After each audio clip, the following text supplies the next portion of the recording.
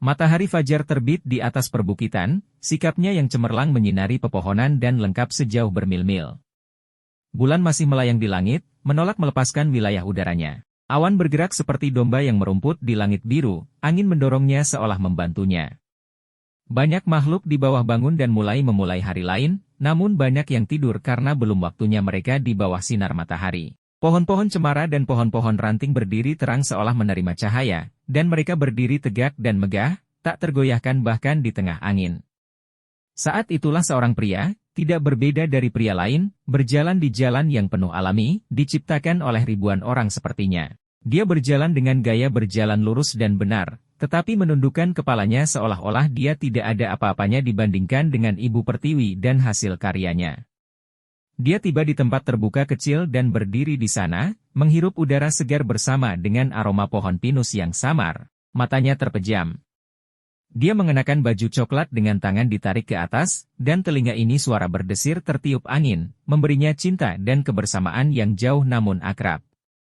Dia duduk di atas batu besar di dekatnya, jamur dan jamur tumbuh di atasnya, memberikan perasaan duniawi. Matanya terbuka, memperlihatkan pandangan biru baja, tetapi jika seseorang melihat lebih dekat, orang akan melihat bahwa di balik penutup itu ada sepasang mata yang baik hati seperti pepohonan dan hewan di hutan.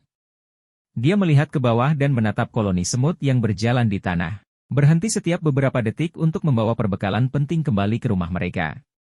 Pria itu perlahan melompat dari batu, berjalan lagi di jalan setapak, berjalan di antara pohon pinus, kayu merah, pohon beranting, dan banyak jenis pohon lainnya. Terkadang dia berhenti dan merasakan sebatang pohon dengan tangannya, menutup matanya seolah mendalami jiwa dan roh di dalamnya.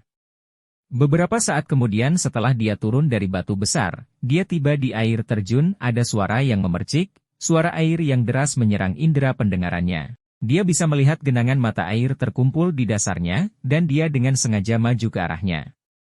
Begitu sampai di tepi, dia melihat ke bawah dan melihat segudang warna cerah, tetapi setelah diamati lebih dekat, dia melihat berbagai jenis ikan, semuanya berbeda warna. Banyak jenis pohon hingga di bebatuan bawah air, hampir semua dapat terlihat hampir dimanapun Anda memandang. Dan beberapa kepiting berkeliaran, mencari makanan, bahaya, atau mungkin hanya berjalan tanpa tujuan. Dia duduk di tepi dan memperhatikan banyak kerikil yang membatasi tepi. Beberapa kasar seperti amplas, dan yang lain sehalus permukaan kolam di sebelahnya. Dia mengambil yang acak dan merasakannya dengan tangannya, merasakan batu itu meluncur di tangannya, dan meletakkannya kembali. Dia akan bangkit kembali ketika dia mendengar kutu dan berbalik untuk melihat rusa betina muda. Rusa betina dengan malas berlari ke arah kolam, dan membungkuk untuk menyesap minuman yang menyegarkan. Telinga rusa berputar untuk mendengar bahaya. Namun tidak terangkat ketika menyadari bahwa pria itu hanya berjarak 1 kaki. Setelah minum, dia berdiri dan mata coklatnya menoleh ke arah makhluk aneh yang duduk di tepi air. Hidung kecilnya berkedut saat menangkap aroma manusia, tapi dia masih berdiri di sana, tidak merasakan bahaya darinya. Pria itu berjalan ke arahnya, rusa memperhatikan bahwa pria itu berjalan dengan sangat hati-hati.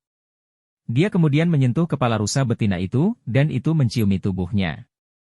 Matanya yang hangat menatap mata coklat rusa betina itu. Dan dia melihat jiwa welas asih yang bersemayam di dalam tubuh rusa betina itu, dan dia melepaskannya.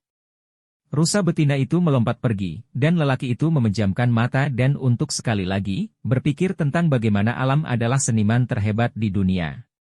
Kemudian dia pergi, puas bahwa keindahan dunia akan ada di sini untuk hari lain. Dia yang terkaya adalah yang puas dengan yang paling sedikit, karena dunia seisinya adalah kekayaan alam. Sekian dan terima kasih.